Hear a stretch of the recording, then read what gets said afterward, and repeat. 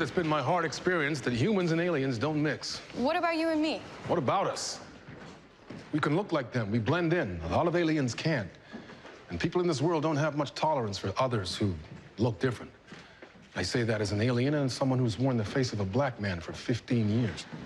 Hi, everyone out there on the internet. My name is Evan Narcis. I'm a writer, journalist, and critic. I'm here because we're going to talk about truth, justice, in a DC Comics way.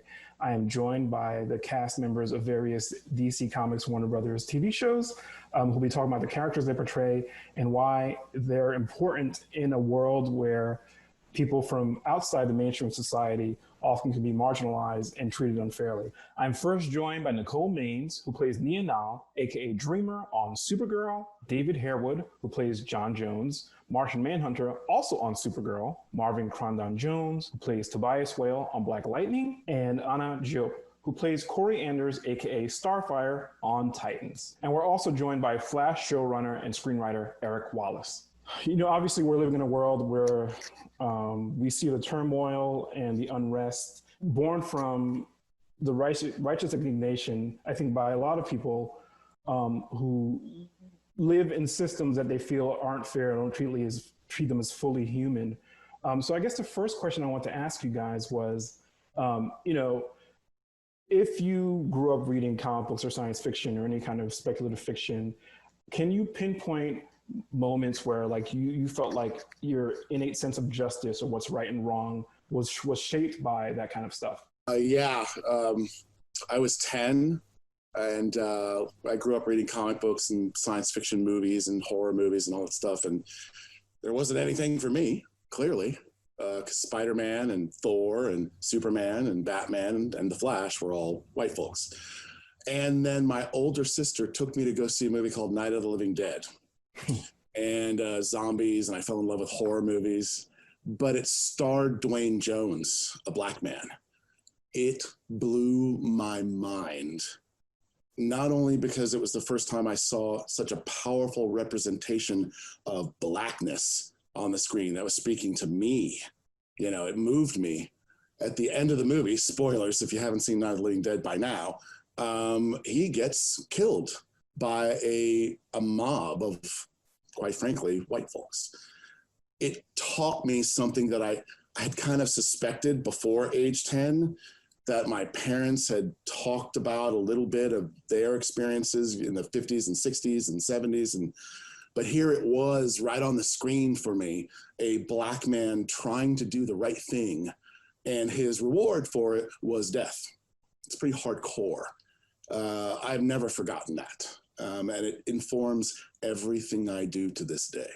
Yeah, you know, it's funny, David, like I feel like a lot of what you do with Martian Manhunter and the writers on Supergirl do is a very obvious metaphor for, you know, either immigration or coming from into a culture which is ready to misunderstand you. Do you have like formative experiences from your entertainment as a kid or a younger person? I mean, just going into the acting profession was going into a profession where I felt like a foreigner. I felt like an outsider, and it took a while for me to kind of get comfortable, particularly with, you know, being kind of the first generation of what you might call sort of classically trained black actors in London, on stages in London, playing characters that had been essentially played by white actors, historically played by white actors. Even Othello was played by a white actor. So it was a pretty hostile first couple of years for me, because they were very dismissive, pretty racist. So it felt like I was. It was a very tough sort of introduction into the profession, and I think you know, just like the Martian Manhunter, who is an incredibly powerful a character, you know, you have this sort of rage that's kind of within you, but you just have to find some way of dispelling it and some way of controlling it. But certainly, yeah, I mean, my introduction to the world was into the world of show business and acting was extremely, extremely tough. And I wouldn't really wish that on anybody. Anna, I want to ask you a question about Starfire. Are you bringing anything personal to inform the character? I come from a planet called Tamarin. I remember I came here to Earth on this ship. What I learned about her planet was that it was destroyed and pillaged and taken over, as were many of the inhabitants on it. And then those surviving left and created a new place for themselves that was later on also destroyed and pillaged.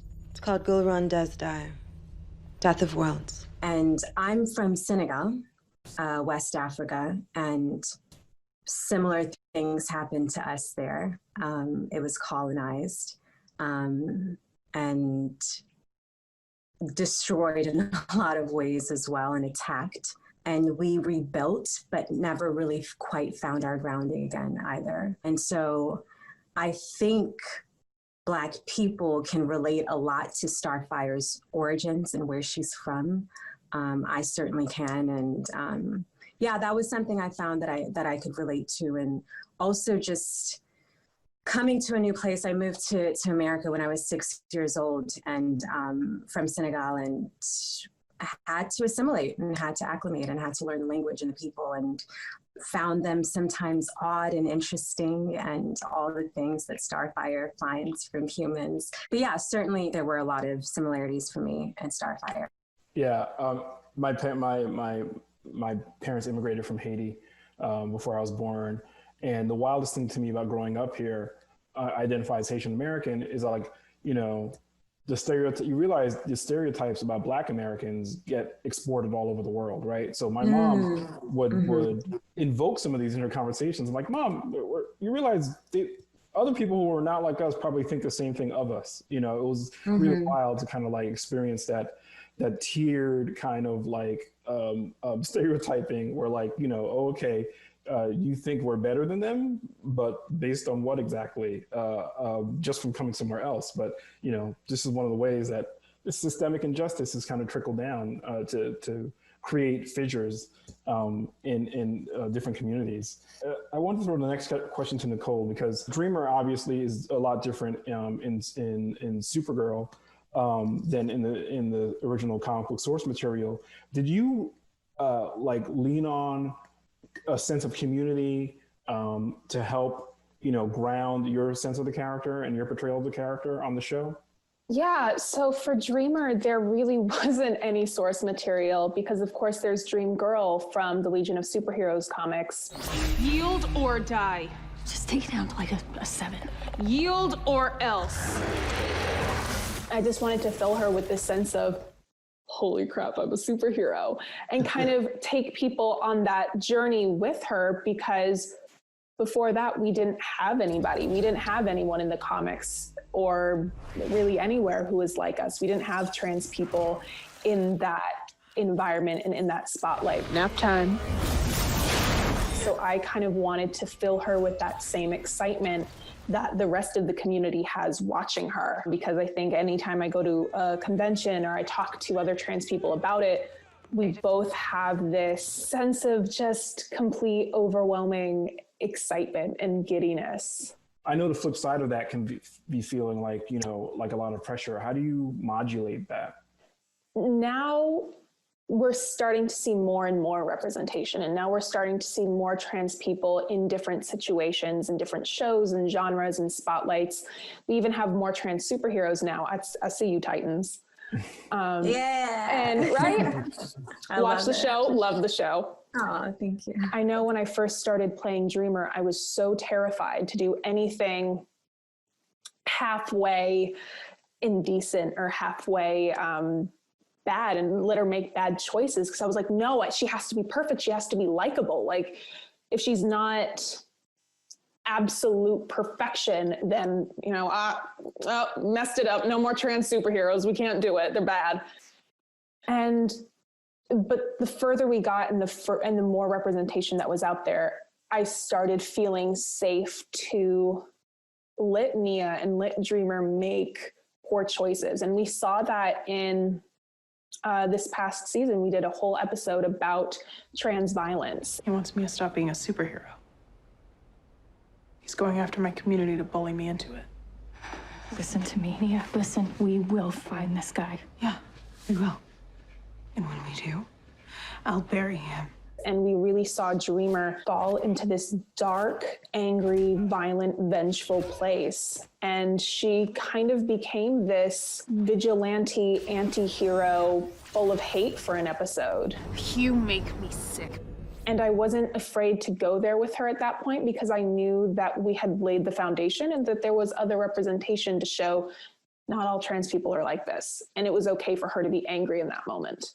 It gives me a nice segue to talk to Marvin, because, you know, I think that's one of the things that Black Lightning feels so freeing about it, is that, you know, it's a whole cast that's the majority Black folks, right? And so, you know, you're a person who's playing a shady character, a villain, you know, a self-serving character, and that allows you to kind of be nasty, be self-serving and egotistical in a way, which is really fun to watch. Do you feel like that adds to the discourse about what kind of representation is possible? Yeah. You know, I relate to a lot to what Nicole said, because for so long growing up, there was no representation for Black people with albinism on television and in film. And when it was very vague as to what the humanity of albinism entailed. Even in the comic book world, being a fan of comics and, you know, growing up in the hood, you know, and there was no representation of the hood, even in the comics, you know, and from what that I was watching. So, and when Halloween came around and it was time to pick what superhero I wanted to be, there was no superhero I felt that looked like me, you know, whether melanated or the unmelanated version of Black. And that was, for a lot of times, disheartening. And I have to admit, when I was in my youth, you know, I loved Batman and I loved Superman and these things, you know, but soon I found different heroes in Black exploitation films that became my superhero, Shaft and things like that. So my hat's off to Salim Akil, because he had a vision to really bring a lot of humanity to the character I played, Tobias Well. I am unlike other men. The laws of convention and morality do not apply to me.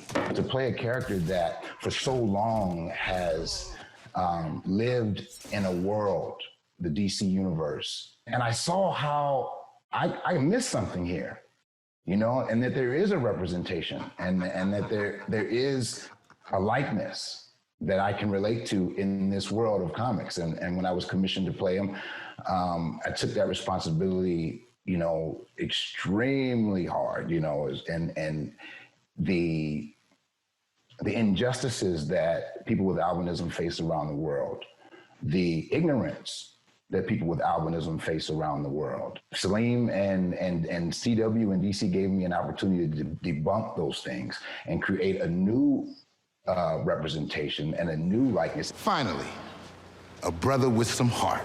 I really, really revel in the idea that you see the humanity in a Black man with albinism. You see his origin. You see the discrimination he faced as a child from his own family, his own father and his own mother. You see what people in the neighborhood thought of him, who truly were him, but just because they didn't look like him, didn't have the understanding of who he truly was. You know, they say that intolerance is ignorance matured.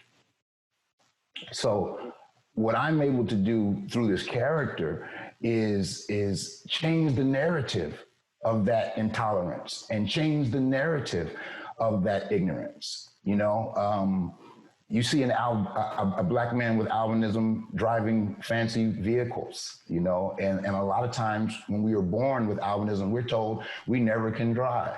And I own several cars. And so it's a blessing to be able to defy the odds in that. And I think, you know, we all share this on this panel, that we're playing in the world that, you know, didn't necessarily invite us in the interim, but we've had to be accepted in because you know you have to bring truth to power, and I think that each of us individually do that in our own prospective ways. That's great.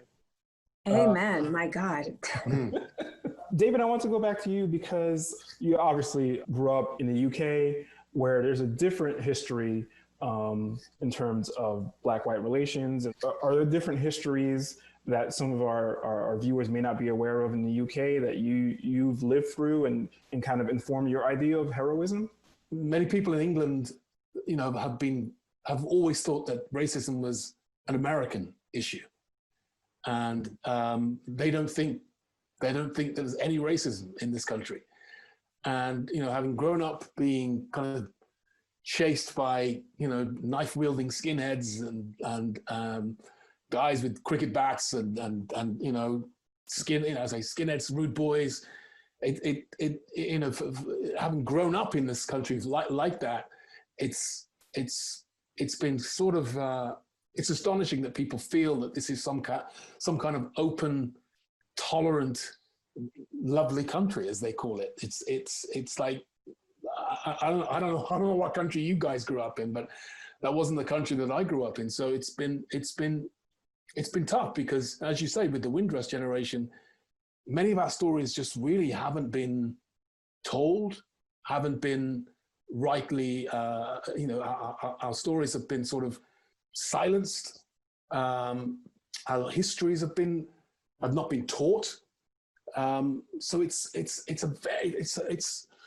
you know, even though I'm very lucky in that because I've spent a lot of time in the US, and I can, you know, I see the power of Blackness in America and the power of Black America. It's very, very different here in the UK, and it's been extremely difficult to make our voices heard. We don't have the organization, we don't have the numbers, and it gets incredibly frustrating because it's just hard to get those stories out. Like all these shows, you have these characters that have to create families for themselves, create relationships that empower them. You know, and Eric, I want to talk to you a little bit about, like, you know, obviously Barry and all the characters on The Flash, like, kind of have both biological and found family, and there's a blending there. Like, why do you think that's so important to portray on the screen? I think it's important to show that mix because that's America. America doesn't look like the shows that I often watched in reruns, you know, that had all white casts. Yeah, I used to watch Lost in Space. I really like space shows, right? They're flying around and Dr. Smith and there's a robot that's all cool and they're fighting different people. Yeah, it's groovy, right? There weren't any Black people on that show, at least not that I recall. At least not until Deep Space Nine in the 90s. That's the show that spoke to me. But now that I'm, you know, running a show with an interracial marriage, talk about taking it seriously. Happy Valentine's Day. Happy Valentine's Day. We have to show every week that we can be a family. We have to show every week because there's kids watching The Flash.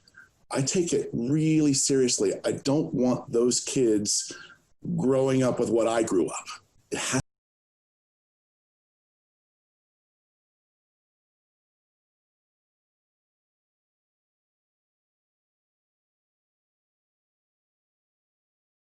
to be better, right? I don't want a Black child who's 8 to 14, 22, 72. Please watch my show. Whatever age you are, I don't want you to not see yourself. So you have that mixed cast. But more importantly, you probably live in a world where even if you're Black, you are forced, you're not choosing this, you are forced to leave your house at some point, leave your family, and encounter a world where you are not encountering a power structure that empowers you. You have to have the tools to deal with that. You may have to fight for yourself, you may have to educate, or you may just have the privilege of being. That's so important, to have the privilege of just existing in peace. So every week, every story I'm telling, I talk to my writers about this all the time. speak authentically. I think that's been mentioned a couple times here. Speak authentically, speak with the truth. And that family dynamic, understand that it's not just your immediate family, right? It's not just Barry and Iris because they are married. There's the Joe and Cecile relationship, but then there's also Cisco and Camilla, right? Hispanic folks. There's their daughter, Nora, from the future, XS, who is a lesbian. All of these people matter. And I want to show them all more than just getting along. I want to show them all being themselves and getting along. That's equality. That's what I'm going for. I want to get at the idea that, you know, these characters are mutable and changeable and can be interpreted differently depending on the needs of the story and the times we live in. So let's start with you, Anna. I'm putting it very mildly, but a lot of people are like, that's not Starfire. She don't look like that. So how did you, find your way to like feeling confident in your portrayal of the character? She isn't from here, and she has to find her way. Whatever this is you're going through, please, let us help. And she finds a group of people that she creates family with. To the Titans. And those are the most important things about Starfire. Her spirit to do what's right, her courage, these are the things that I held on to because those are the things that I could relate to. It was shocking for me when my casting was announced to get all the vitriol that I did. I mean, it was insane. Like, it was just, I didn't understand it even from a logical standpoint because she was an orange alien and not a human person that was aligned with any actual race. But what I did understand in that is this inherent idea that people have that white is always the default, right? And even myself, when I read a script and it's not described as 40s male Black or 40s male Hispanic or 40s male whatever, I immediately imagine a white person. And that's an issue. Like, that's that kind of anti-work that we have to do, right? And we all need to rewire ourselves to not let that always be the default. To switch off you, Nicole, you faced a different challenge, which is the idea that like your character could spawn a whole heroic legacy, Like one of the big metaphors with your character is like, we can continue to exist. We can continue to find ways to exist deep into the future we can't even imagine. Like, is that part of your process at all when you're thinking about Dreamer and how you're portraying her? Yeah, I mean, sort of what Anna was saying, the most important thing about Dreamer are the values that are important to her and the things that make up her character. And I think her transness is such a minuscule part of who she is, an important part, but it is one facet of her entire identity. And so when I'm playing her, I'm not focusing on her transness or the legacy of her transness. I'm focusing on who Dreamer is, who is Nia, and portraying her just as I would any other character, because portraying her as a person is what is at the forefront of my mind. And some of the pushback I still get about Dreamer is the fact that we created this character. And people are like, oh, you had to create a whole new character just so you could shove this trans thing down people's throats. And I think there's this idea of forcing representation that's so terrible and so negative, and it's such a bad thing. And I'm like, well, what would you have us do? There was no real representation to work off of. We had to kind of, whip something up out of thin air because there wasn't anything else for us. And, people were like, oh, well, why didn't you just bring Dream Girl from the future? And I'm like, well, because we wanted this representation and we wanted to create a whole new character for us to call our own, who from the jump is trans, and that is who she is, and that is her legacy moving forward. It's funny because that kind of riffs on a question I want to ask Eric, which is, you guys have covered so much like territory on The Flash in terms of taking inspiration from classic storylines. Is there something that you haven't done yet that you would like to do? Yeah, I'm doing that this coming season. And that's about all you can say about that, huh? No spoilers here, folks.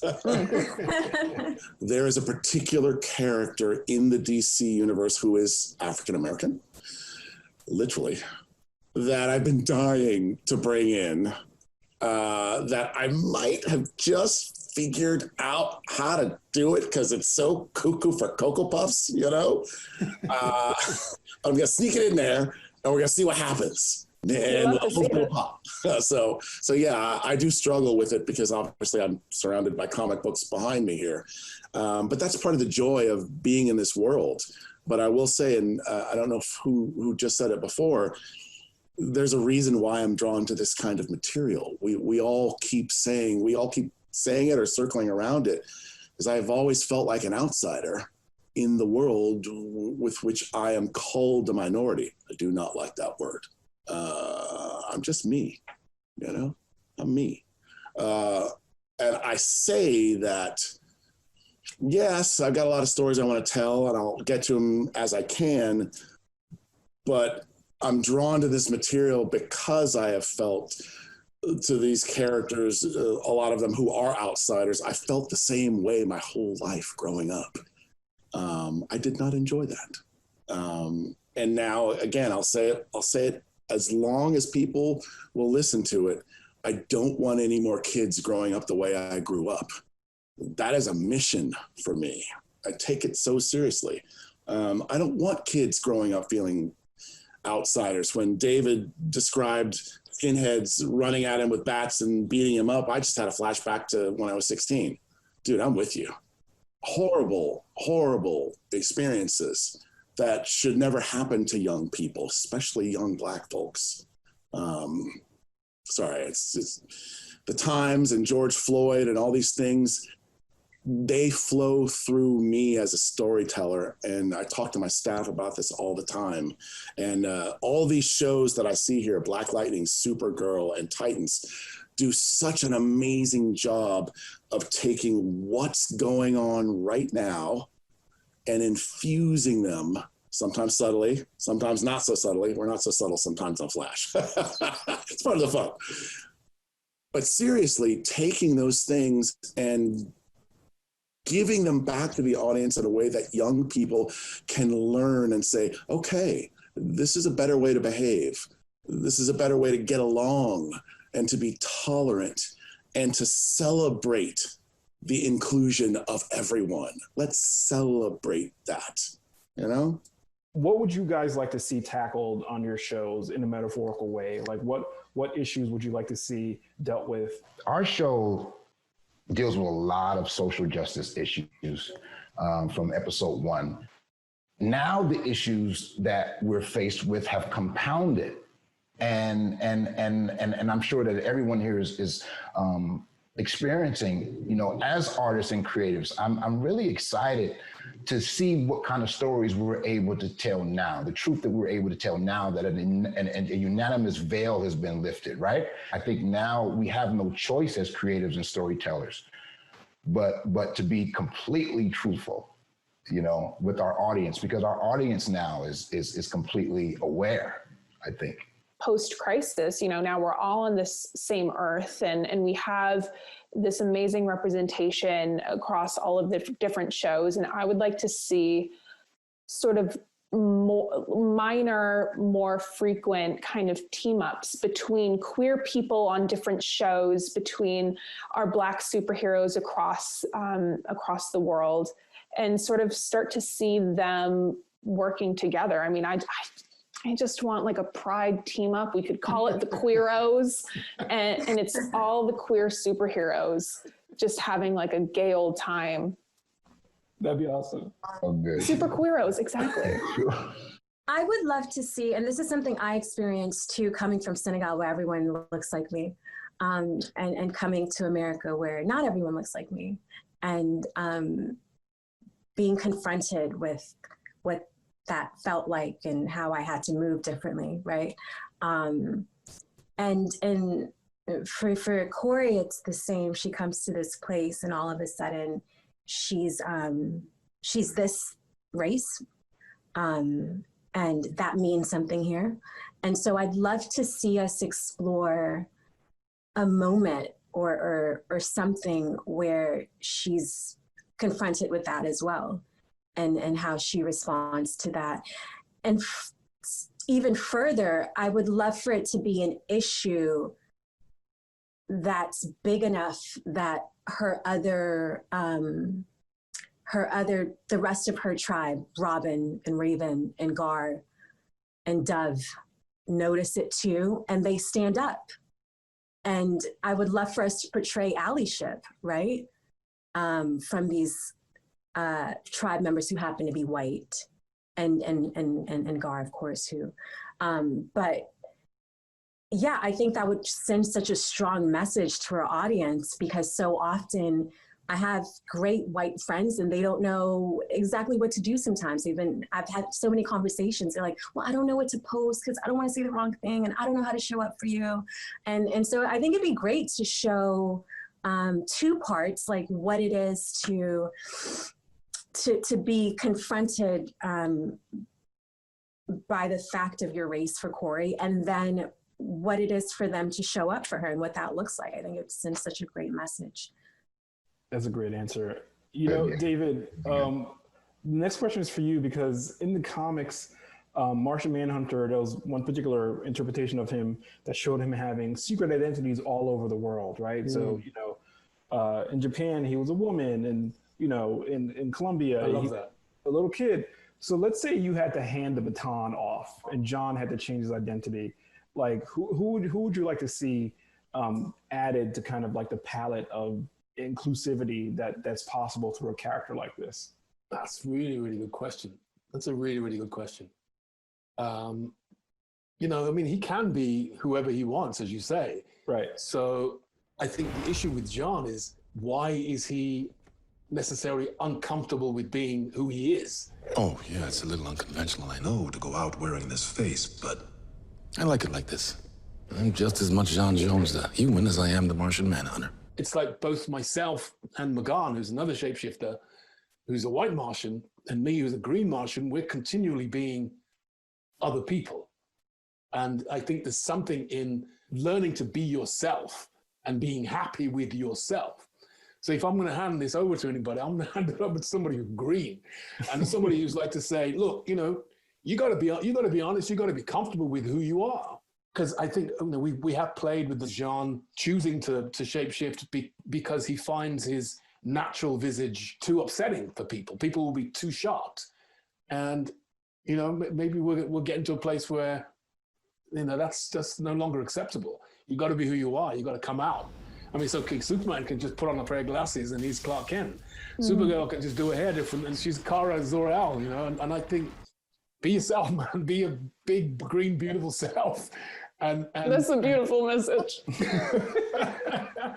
And just, you know, I think it would be interesting to see how people react to that, you know, and see how he deals with people freaking out when they see his natural self. How do both he and Magan deal with the idea that they can't be their natural selves because it's too much for people? I think that's an interesting question. Marvin, you mentioned before about wanting, you know, to talk about the prejudices that albinism faces all around the world. Yeah. You ready to make Tobias a hero? Like, talk to me. I think that the hero is the one who stands for truth. And I hope that my character is able to bring his truth, not only to power, but then also to justice, you know, in Freeland. You know, Eric, it's funny, what Marvin was saying speaks so much about personal motivation for these characters. And, you know, over like multiple seasons of The Flash, we've seen Barry mess with the timeline, you know, try to fix things, you know. I think part of what motivates him as a character and the other heroic characters in the show is trying to imagine a world where things look better. Do you feel like that's a vulnerability of his, like a character flaw? Drives his heroism, I feel, is his heart. As we saw in the crossover this year, he's the paragon of love. Love is a very powerful thing, perhaps the most powerful thing in the world. Love and truth, though, should go hand in hand. You know, the only way we're going to get through this is if we carry this burden together. Barry Allen is leading with love, but looking for the truth. And that's something I personally believe in. And that's something I think maybe we could all maybe follow. So do I think that's a flaw? Oh, no. I think that's the greatest thing in the world. How great is it that an interracial couple represents the two paragons of what I think are the most important things? Love. And even though he's not the paragon of truth, with Crisis, we saw somebody else. Iris is a reporter. Her whole job is the truth. So you have this couple, to me, that goes to the world and says to the audience and says to the kids, again, every week, these are the two things that matter most. 3 would be family, love, truth, family. If you honor those and you go out into the world boldly, you are unstoppable, because the love that you bring is a form of compassion. That compassion will infuse others and perhaps make them act more compassionately. We need more of that in the world. The truth that Iris brings as a reporter, you want to talk about things I need to see more on television that I plan on doing more in the flashes. We need more truth. We need people to believe in science, okay? I think we know that. Iris can bring that with Team Citizen. And then together, because in the case of Barry and Iris, it's not 1 + 1 = 2, it's 1 + 1 = 3. Together they create something that does not exist. That's family. So let's say season 3 of Titans, they go to space. In the comics, the Titans have gone to space, gone to Tamaran, explored Corey's culture in a hands-on way. What do you want to see? How does that look like to you? It's so funny you asked this. Right before this call, right before this meeting, rather, I had a call with our showrunner, and I pitched him an idea that we're able in season 3 to see Tamaran and to see the culture and the people and our values. And I said, and lucky you have an actress that's from a country that's rich in culture, and we can use so much of Senegalese dance and music, and even our fighting styles incorporated into this, what I hope will happen, this moment where we get to see Tamaran. As a fan, I would love to see that. Yeah, we want to see that. Let's do that. Okay, so post-Crisis, most of these shows, with the exception of Titans is like a little bit of a gray area, but you're all on the same Earth, the same continuity, the same world now. Marvin, what character do you want Tobias to meet from one of the other shows? I really, I'm a big Flash fan, so I really want to get over there. I would like to get together with Lex and do something crazy maniacal. I would like to see Static Shock pop up somewhere, anywhere. First of all, I'm still on Marvin's suggestion of Tobias and Lex. So I built in my mind, now it's the Legion of Doom. So it's Lex, it's Tobias, it's Bloodwork, it's Trigon. Let's get a little Reverse Flash in there. Let's get everybody. Who's over on Legends? Oh, let's get back. I almost said Ra's al Ghul. Is he still alive? Did they kill him? Yeah, he can always come back. I'm so sorry. I'm so distracted by his wonderful comment. I'm like, how can we pull this off? Come on, man. See it. Manifest your destiny. Right. Eric said something earlier about having his whole life been labeled a minority, and how he kind of hates that word because he's just him. And I could not relate to that more my entire life. Since I was 5-6 years old when we moved here, all I've ever been was different and other. And I never knew that this role was going to afford me the opportunity to meet so many fans and so many people who my casting meant so much to them, right? And I get messages from Black people, I get messages from the gay community, I get messages from all types of people who, for whatever reason, have felt marginalized and other and less than because of it. All that backlash I got, I would take it 10,000 times again if it meant that I could inspire them in some small way or whatever it is, because it means a lot to me to be I don't know, just to represent all those people, myself included, that have just always felt other. So it was beautiful, beautiful, beautiful. That spoke for all of us, and that spoke for so many, and that's everything for what what Nicole is doing, what you're doing, what we're all doing. That's the point. I don't care how many seasons we are here. That's the point. Speak on it. And it's forever. Like that's the beauty, is it can't be taken away. It's forever. It's there. You know what I mean? It's going to reverberate for generations, hopefully, Lord willing. I couldn't ask for a better ending. I want to thank you guys for taking the time out. Nicole, Marvin, Eric, Anna, David. Thank you, everybody. Thank you, everybody watching out there. This has been DC FanDome. You can catch everybody on Supergirl, Black Lightning, Titans, Flash. And thanks for tuning in.